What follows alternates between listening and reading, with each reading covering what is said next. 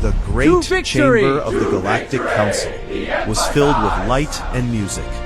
Beings from 100 different worlds danced and celebrated. Their voices mixed together in songs of victory.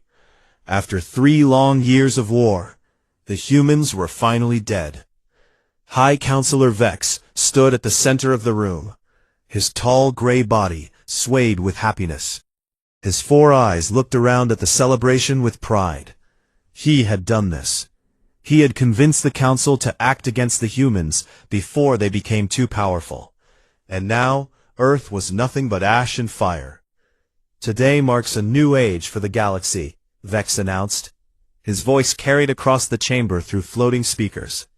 The human threat has been removed forever. Their planet burns. Their colonies have fallen. We are safe at last. The crowd cheered. Drinks were raised. Tentacles and claws and hands all reached toward the ceiling in celebration. Admiral Korath of the Velkine Empire walked to stand beside Vex. His blue scales shined under the lights. "My fleet performed perfectly," he said. "We arrived at Earth with 10,000 ships. The humans had perhaps 200 defending their world. It was not even a battle. It was an execution." "As it should have been," Vex replied. "They were young, foolish. They thought they could challenge species that had ruled the stars for millions of years. Their arrogance was their downfall," agreed Counselor Mira of the Syndicate Worlds. Her voice was soft but cold. "When we first found them, they were still fighting wars among themselves. We should have destroyed them then." Vex nodded slowly. "I remember. 50 years ago, our scouts discovered their little blue planet. They had just begun reaching into space. Some on this council wanted to welcome them, to teach them, to make them our allies." "A mistake we almost made," Korath growled. "Yes, but we corrected it. When the humans started expanding too fast, when they started building ships that matched our own, we knew what had to be done." The celebration continued around them. Servants brought food and drinks from every corner of the galaxy. Musicians played ancient songs of triumph. For the first time in years, the council felt at peace. But one voice had stayed silent through all of this. In a dark corner of the chamber, Ambassador Threll sat alone. He was old, even by the standards of his long-lived species. His skin was wrinkled and pale. His eyes were tired. He did not celebrate with the others. He only watched. A young aide approached him carefully. "Ambassador, are you not pleased? The war is over." Threll looked up at the young one. "Tell me," he said quietly, "what do you know about humans?" "They were dangerous," the aide replied. "They spread across the stars too quickly. They refused to follow our laws. They—" "No," Threll interrupted. "What do you actually know about them? About how they think? About their history?" The aide looked confused.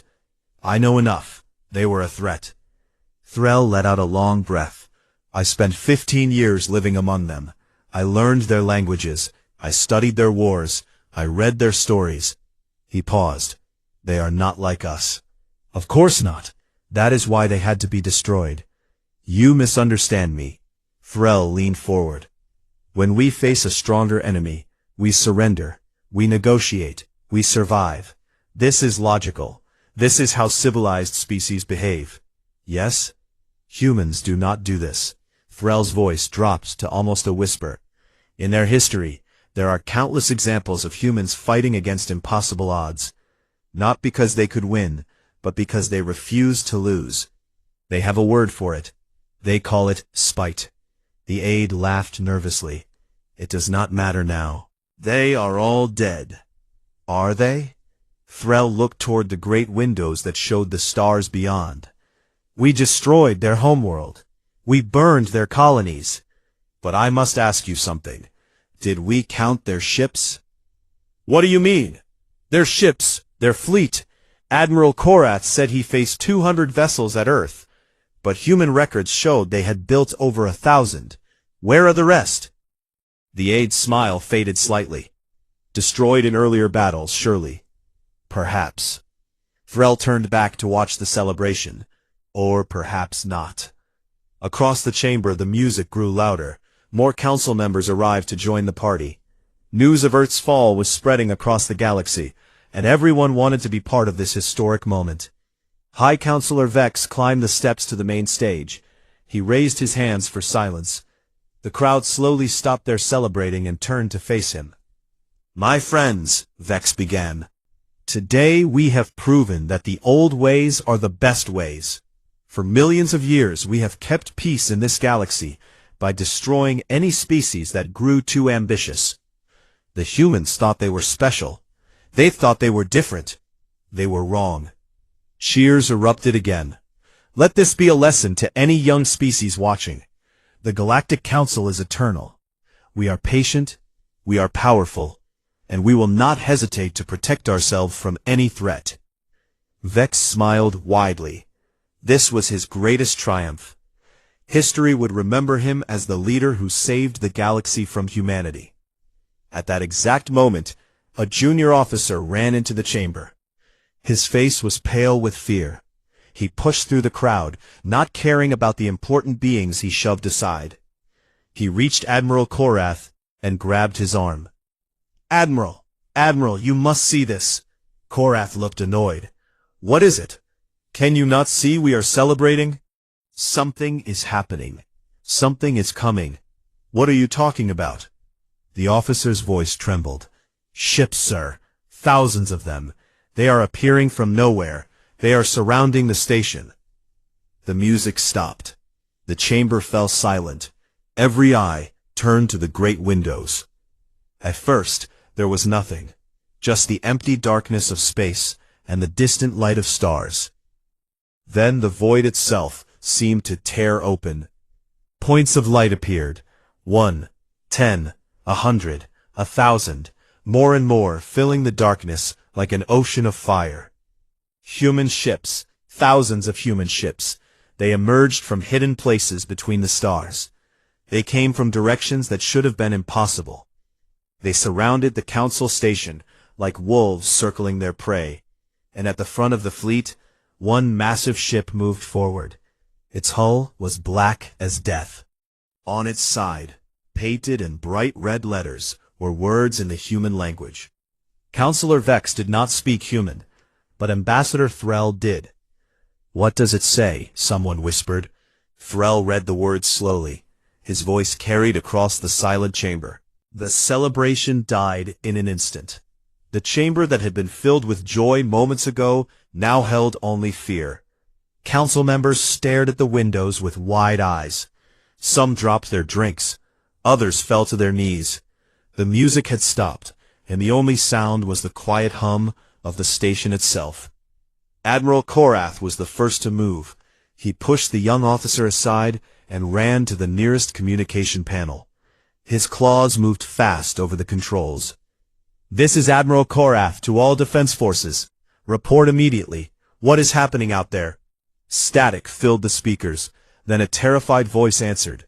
"Admiral, we count over 8,000 vessels. They appeared from folded space. They are not responding to any communication. They are just waiting." 8,000? Korath's voice cracked. "That is impossible. We destroyed their fleet. We destroyed their shipyards. Where did they come from?" High Counselor Vex walked slowly toward the window. His 4 eyes reflected the lights of the human ships. Each vessel was a point of fire against the darkness. Together, they formed a wall of death that surrounded the station completely. "This cannot be," Vex whispered. "We watched Earth burn. We destroyed everything." Ambassador Threll rose from his corner and walked toward the council leaders.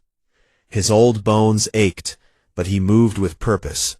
"Did you think humans would keep all their ships in one place? Did you think they would not prepare for the worst?" Korath spun to face him. "What do you know about this, Ambassador? Speak." "I know that humans have a saying. They say, 'Hope for the best, but prepare for the worst.'" Threll looked at the fleet outside. When the war began, they knew they might lose, so they hid their true fleet. They built ships in secret places, in asteroid fields, in the dark spaces between stars, places we never thought to look. Why? Counselor Mira demanded. Why would they do this? If they had this many ships, they could have defended Earth. Could they? Against the combined fleets of the entire council? Threll shook his head. No. They knew Earth would fall. They accepted this. They let you destroy their home because they were planning something else. Planning what? Before Threll could answer, the communication panel came to life again. But this time, the voice that spoke was not from the Council's own forces.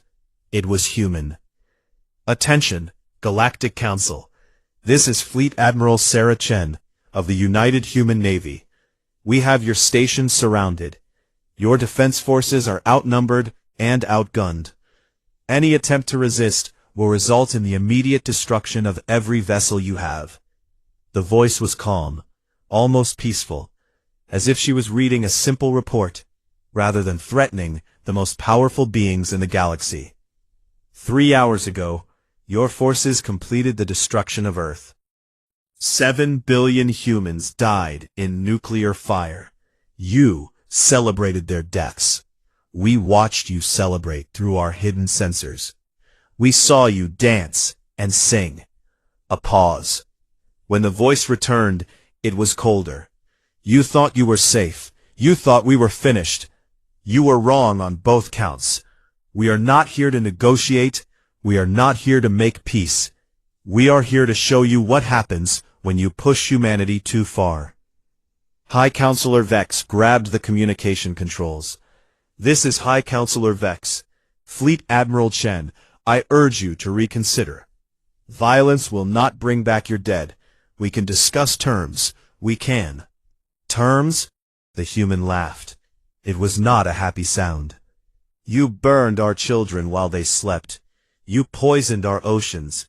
You turned our cities to glass. And now you want to discuss terms? Please, be reasonable. Reasonable, yes. Let me be reasonable. Admiral Chen's voice hardened. Every member of the Council who voted for the attack on Earth will surrender themselves immediately. They will face trial for their crimes. Those who refuse will watch as we destroy everything they love, just as you destroyed everything we loved. Vex looked around the chamber at the other council members. Some were crying. Others were praying to gods they had not believed in for centuries. None of them looked ready to surrender. We cannot, Vex said finally. The Council does not surrender to lesser species. Another pause. Then Admiral Chen spoke again. Lesser species. Yes, that is what you called us. From the moment you found our little planet, you looked down on us. We were too young, too violent, too ambitious. You never bothered to understand us. You never asked what made us who we are.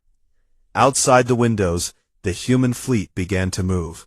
The ship spread out slowly, like a net being prepared to catch fish. At the center of the formation, the great black flagship moved forward until it was directly in front of the station. Let me tell you about humans, Counselor. We are the children of Earth, a planet that tried to kill us every single day. Ice ages, plagues, predators, natural disasters, other humans, everything on our world was trying to destroy us, and we survived it all. Not by being the strongest or the fastest, but by being the most stubborn creatures in existence. Korath was working at the defense controls now, trying to organize some kind of resistance, but his hands were shaking. We have shields. We have weapons. We can fight. You can die, the human voice corrected him, but please, try to fight. We would enjoy that. Counselor Mira grabbed Vex's arm. We must do something. Evacuate the station. Call for reinforcements. There is no evacuation, Threll said quietly. They have us completely surrounded. Any ship that tries to leave will be destroyed. As for reinforcements, I imagine the humans have thought of that too. As if to confirm his words, Admiral Chen spoke again. Right now, every major council world is receiving a message. Our ships are in orbit above your capitals. Your fleets are far from home, gathered here to celebrate. You have no defenders. Your people are watching and waiting to see what happens next. The chamber fell into complete silence. For the first time in its long history, the Galactic Council was powerless. These ancient beings, these rulers of 1,000 worlds, could do nothing but stand and wait for the judgment of a species they had tried to destroy. Admiral Chen continued, "We do not want to be like you. We do not want to commit the same crimes you committed against us. But we will not forgive, and we will never forget." "What do you want from us?" Vex asked. His voice was small now. All his pride was gone. "I want you to understand something. Right now, at this exact moment, I could give the order and every human ship would open fire. In 30 seconds, this station would be dust. Every council leader who planned the death of Earth would be dead. It would be so easy." The words hung in the air like a death sentence. "But I will not give that order. Not yet. Because unlike you, we give our enemies a chance." A small spark of hope appeared in Vex's eyes. "You will let us live? I will let you choose. Surrender those responsible for the attack on Earth, and the rest of you may go free. Refuse, and we will demonstrate exactly what humanity is capable of when we have nothing left to lose." Vex looked at Korath. Korath looked at Mira. Mira looked at the others. No one wanted to be the first to speak. It was Threll who broke the silence. "She is offering mercy. After what we did, she is offering us mercy. I suggest we take it before she changes her mind." "Surrender?" Korath roared. "Never. I am a warrior. I do not bow to animals." "Then you are a fool," Threll replied calmly. "And fools do not live long when facing humans." Outside the window, the human fleet waited. Thousands of ships, millions of humans. All of them had lost their home. All of them were ready to fight. And all of them were watching. The Galactic Council had 10 minutes to decide the fate of the galaxy. The 10 minutes passed in chaos. Council members shouted at each other. Some demanded immediate surrender. Others called for a fight to the death. Old alliances broke apart as fear took control of everyone. High Counselor Vex stood at the center of it all, unable to decide. His whole life he had been making choices for the galaxy. But now, when it mattered most, his mind was empty. Admiral Korath grabbed him by the shoulder. "We must attack. If we are going to die anyway, let us die with honor. Order all ships to fire on the human flagship." "And then what?" Counselor Mira demanded. "Their fleet will destroy us in seconds. We would be throwing away lives for nothing. At least we would not surrender like cowards. There is no shame in surrender when you have lost." This came from Ambassador Threll, who had been watching the argument with tired eyes. "The humans have beaten us. Accepting this fact is not cowardice. It is wisdom." "Wisdom?" Korath spat. "You have spent too much time with these animals, Ambassador. You have forgotten what it means to be a warrior." Threll stood up slowly. Despite his age, there was steel in his voice when he spoke. "I have not forgotten anything. I remember every war this council has ever fought. Do you know how many species we have destroyed? How many worlds we have burned? We called it keeping the peace. We called it protecting the galaxy. But the truth is that we were afraid. Afraid of any species that might one day challenge our power." He pointed toward the windows and the human fleet beyond. "And now our fear has brought us to this. We destroyed their home because we were afraid of what they might become, and in doing so, we created the very enemy we wanted to prevent." The chamber fell quiet. Even Korath had no response. The communication panel activated again. Admiral Chen's voice filled the room. "Your time is up, Council. What is your decision?" Vex looked around at his fellow leaders. He saw fear in their eyes. He saw anger. He saw defeat. But most of all, he saw that they were looking to him to speak. Vex began, then stopped. He took a deep breath. We need more time. You have had 3 years to think about the consequences of your actions. You chose to destroy Earth. You chose to kill billions of innocent people. And now you ask for more time? Please, this is a complex decision. We must discuss. No. Admiral Chen's voice was final. I am done waiting. I am done talking. You will give me an answer now, or I will give the order to fire. Korath stepped forward. Then fire. We will not surrender to... He never finished his sentence. A single beam of light shot out from the human flagship. It struck the Council Station's outer shields with such force that the entire structure shook. Alarms screamed. Council members fell to the ground. When the shaking stopped, Vex pulled himself up and looked at the damage reports. 1 shot, he whispered. 1 shot, and our shields are at 40%. That was a warning, Admiral Chen said. The next one will not be. In that moment, something broke inside High Counselor Vex. All his pride, all his certainty, all his belief that the Council was right and good and just. It all fell apart like ash in the wind. Wait, he said.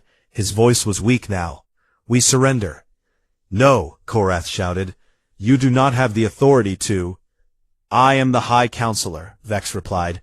I have all the authority I need. He walked toward the communication panel and spoke directly to Admiral Chen. I, High Counselor Vex of the Galactic Council, formally surrender. I accept responsibility for the attack on Earth. I will submit myself to your justice. Vex, you fool. Korath lunged toward him, but other council members held him back. Admiral Chen's voice returned, softer now. Who else? Vex looked around the chamber. Counselor Mira was part of the War Council, as were Councilors Drevin, Yorick, and Shen. Admiral Korath led the final assault on Earth. That is 6, Chen said. My records show 8 members voted for the attack. The other 2 died in the early battles of the war. A long pause. Then, very well, these 6 will be taken into custody. They will be transported to a neutral location where they will stand trial. The trial will be broadcast across the galaxy. Every species will see the evidence of what they did and what they failed to do. And the rest of us, someone called out. The rest of you will return to your worlds.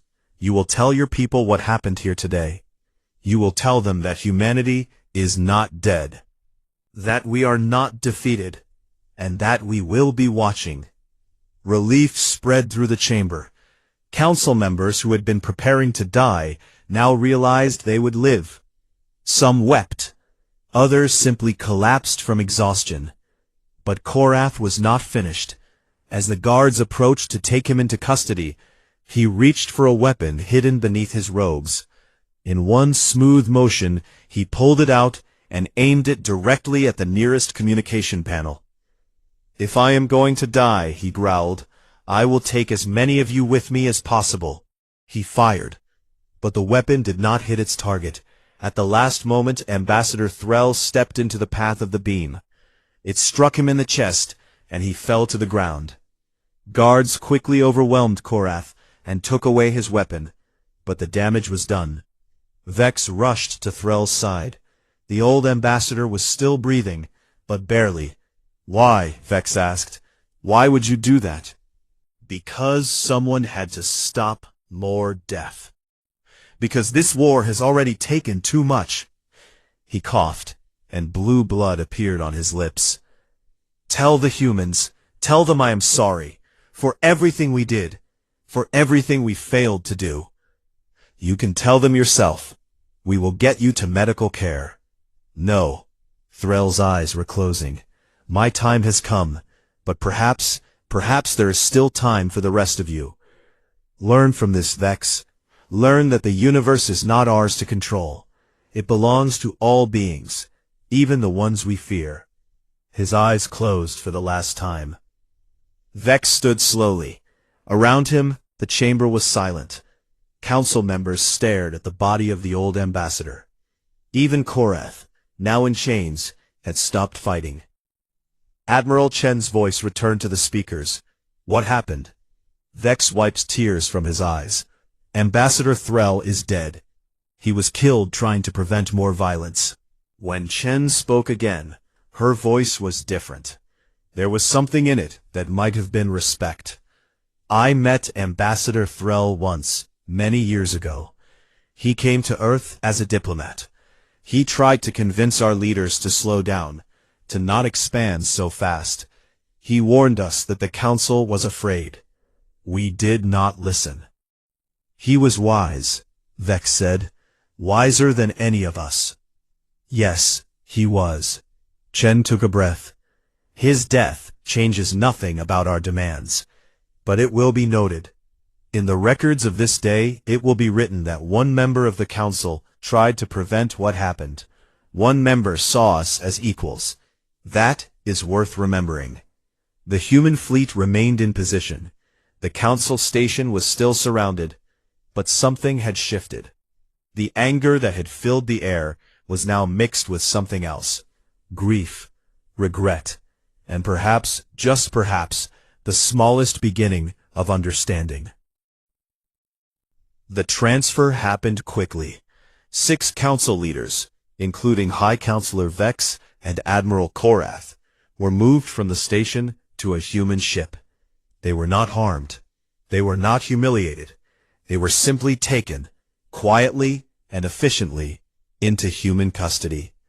Those who remained on the station watched the human fleet carefully. Even after the surrender, many expected an attack. Surely the humans would want revenge. Surely they would not keep their word. But the attack never came. Instead, the human fleet began to move away, not all at once, but gradually, ship by ship. They pulled back to a safe distance and held position there. They were still watching, still ready, but they were no longer threatening immediate destruction. On one of those ships, the flagship that had led the human fleet, Admiral Sarah Chen sat alone in her quarters. The room was dark. The only light came from the small screen showing a picture of Earth. Not Earth as it was now, a dead and burning world, but Earth as it had been. Blue oceans, green forests, white clouds. A knock came at her door. "Enter," she said. Captain Marcus Webb stepped inside. He was a tall man with gray hair and tired eyes. He had served under Chen for 15 years. He knew her better than anyone. "The prisoners are secure," he reported. "We are ready to move to the trial location." "Good." Chen did not turn away from the picture. Webb stood quietly for a moment. Then he spoke carefully. "Admiral, the fleet is asking questions. They expected us to destroy the station. They expected more.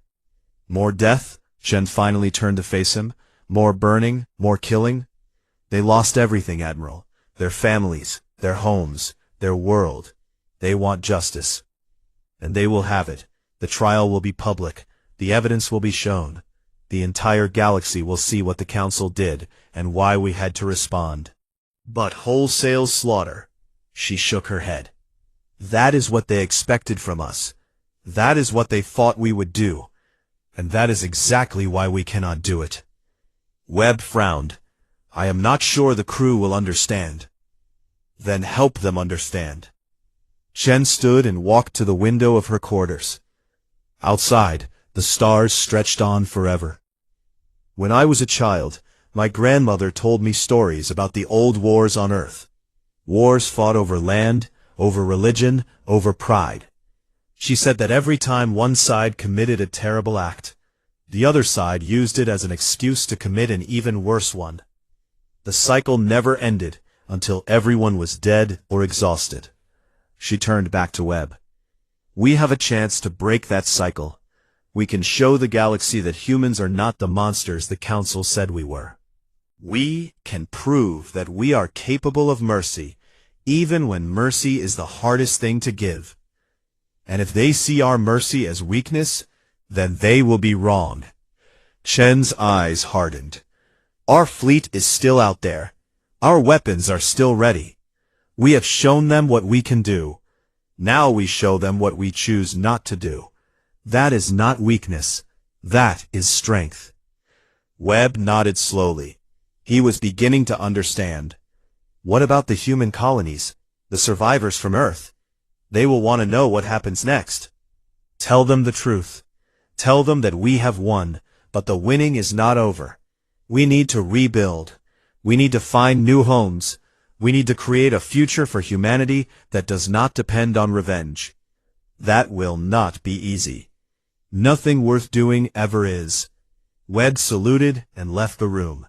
Chen turned back to her picture of Earth. She touched the screen gently, as if she could feel the oceans through the glass. Meanwhile, on the council station, the remaining leaders were trying to restore order. Without Vex and the other War Council members, command had fallen to a group of junior officials who had never expected to lead anything. The most senior among them was a diplomat named Karis. She was young by council standards, only 300 years old, and she had always believed that the war against humanity was wrong. Now she found herself in charge of picking up the pieces. "The humans are allowing us to leave," she announced to the assembled officials. "Ships are being prepared to return council members to their home worlds. The human fleet will escort us until we are out of range. Then they will return to their own positions." "What about our own fleets?" someone asked. Admiral Korath had 10,000 ships. "Those ships are being held at a distance by human forces. We have been told they will be released once all council members are safely home. The humans do not want to keep them. They only wanted to prevent any rescue attempt." "This is humiliating," another official muttered. "We are the Galactic Council. We have ruled for millions of years, and now we take orders from creatures who discovered fire only moments ago." Karis turned to face the speaker. Her voice was cold. "We attacked their world without warning. We killed 7 billion people. We celebrated their deaths while they were still burning. If anyone should be humiliated, it is us." The official fell silent. "The humans could have destroyed us," Karis continued. "They could have burned every council world just as we burned Earth. Instead, they asked only for those responsible to face trial. That is more mercy than we deserve. Much more." She looked around the chamber at the faces of her fellow officials. Some were angry. Some were simply confused. But all of them were listening. "We have been given a second chance," she began. "Not because we earned it, but because the humans chose to give it to us. What we do with this chance will determine the future of the galaxy. We can continue as we have been, ruling through fear and violence. Or we can change. We can become something better." "What kind of changes?" Karis was asked. "I do not know yet, but I know that we must start by being honest. Honest about what we did, honest about why we did it, and honest about how wrong we were." She paused. Ambassador Threll understood this. He spent his life trying to teach us that other species deserve respect. We should have listened to him. Now we must honor his memory by finally learning that lesson. Far away, on a small moon that had once belonged to a neutral species, preparations were being made for the trial. Human engineers worked alongside alien workers to build a courtroom that could be broadcast across the galaxy. Every species would have access. Every being would be able to watch. The trial would be fair. The evidence would be presented. The accused would be allowed to defend themselves. This was important to Admiral Chen. She wanted the galaxy to see that human justice was real, not just another form of revenge. In his cell, High Counselor Vex sat on a simple bed and stared at the wall. He had been offered better accommodation, but he had refused. He did not deserve comfort. Every time he closed his eyes, he saw Earth burning. He saw the missiles falling from Council ships. He saw the cities exploding. He saw the oceans boiling away into steam. He had ordered all of that. He had watched it happen and felt nothing but satisfaction. Now, in the quiet of his cell, Vex finally understood what he had done. Not just the killing of 7 billion people, but the creation of an enemy that would never forget. The destruction of any hope for peace between humans and the Council. We were wrong, he whispered to himself. So completely wrong. The trial would begin soon. Vex did not know if he would be executed, or imprisoned, or simply exiled. But whatever happened, he knew one thing with perfect certainty. The galaxy would never be the same again. And that was exactly what it deserved. 1 year had passed since the fall of Earth. 1 year since the human fleet emerged from the void. 1 year since the galaxy changed forever.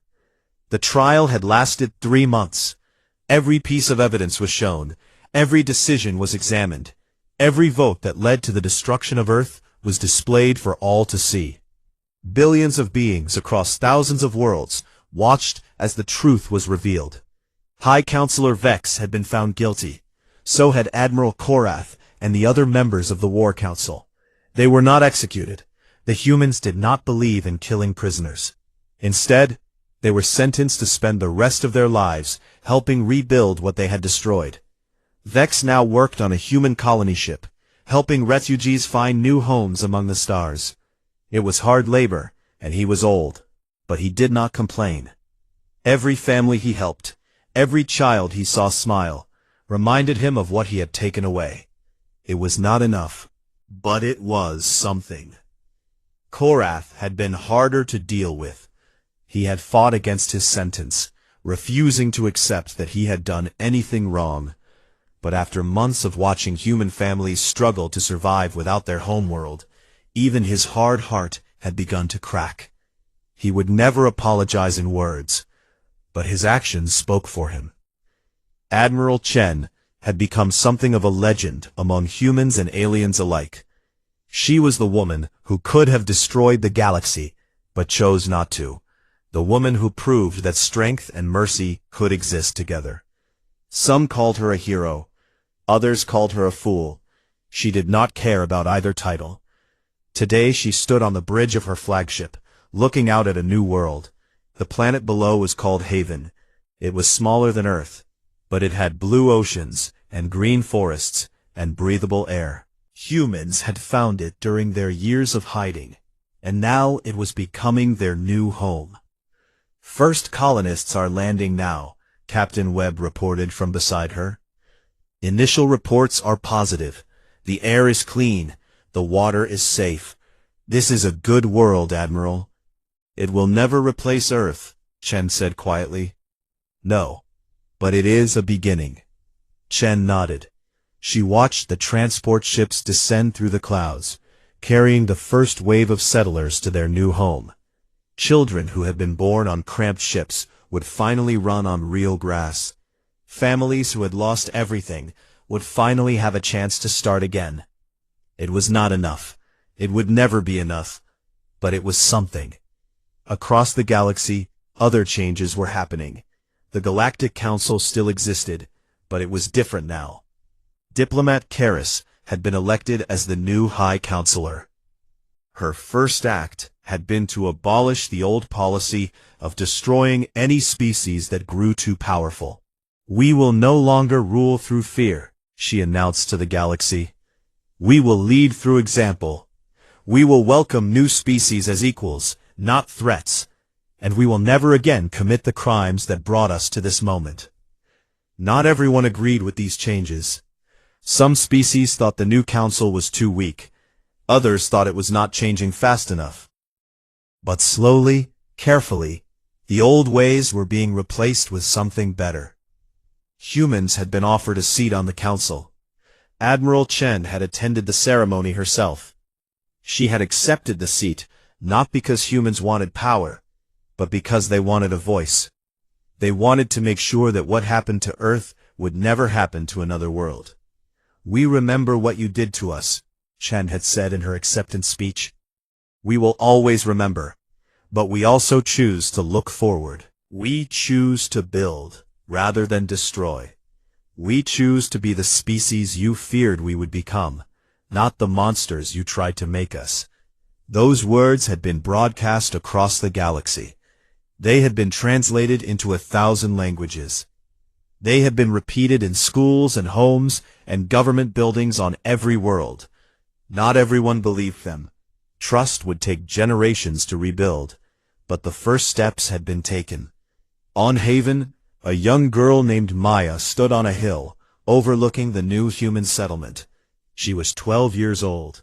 She had been born on Earth, in a city called Mumbai, but she barely remembered it.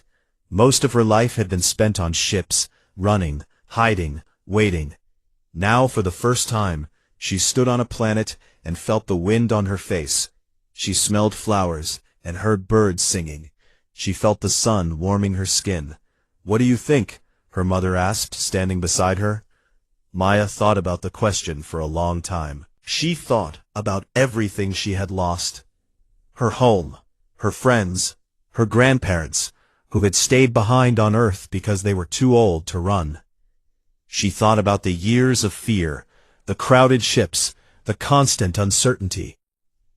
Then she looked at the valley below, where humans were already building houses and planting gardens. She saw children playing. She heard laughter. "I think we are going to be okay," Maya said finally. Her mother put an arm around her shoulders. "Yes, I think so too." Far away, in the dark spaces between stars, the human fleet remained. They were no longer hiding. They were watching, protecting, ready. The galaxy knew they were there. The galaxy would never forget what they could do. But the fleet was not looking for war. It was looking for peace. It was making sure that humanity would never again be caught unprepared. It was a wall of steel and fire that stood between humans and anyone who might try to hurt them again. Admiral Chen had given them a simple order: protect humanity. Not by attacking others, but by being so strong that no one would dare to attack them. It was a different kind of strength than what the old council had used. It was patient. It was quiet. It was absolute. On the anniversary of Earth's destruction, humans across the galaxy held a day of remembrance. They shared stories of the world they had lost. They spoke the names of friends and family who had died. They cried and laughed and held each other close. And then they looked up at the stars and remembered something else. They remembered that they had survived. They remembered that they had faced the most powerful forces in the galaxy and refused to break. They remembered that when everything seemed lost, they had found a way forward. Humanity was smaller now. There were fewer of them, scattered across many worlds instead of gathered on one. But they were stronger than ever. Not because of their ships or their weapons or their technology, but because of who they were.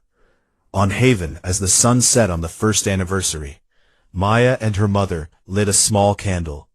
They placed it on a hill, overlooking their new home. "For Earth," Maya said. "For Earth," her mother agreed. "And for tomorrow." The candle burned bright against the darkening sky. All across the galaxy, other candles were being lit. Billions of small lights, one for every human who remembered. The Council had thought they could destroy humanity by burning Earth. They had been wrong. You cannot destroy a species by destroying their world. You can only make them stronger. You can only remind them what they are capable of. The humans had learned this lesson long ago, in wars and disasters and struggles that stretched back through all of their history. They knew how to fall. They knew how to rise. They knew how to keep going when everything seemed hopeless. And now the galaxy knew it too. The stars looked down on Haven, on the human fleet, on the council worlds, on everything. They watched as a young species took its place among the ancient empires. The story of humanity was not over. It was just beginning. And the galaxy would never be the same again.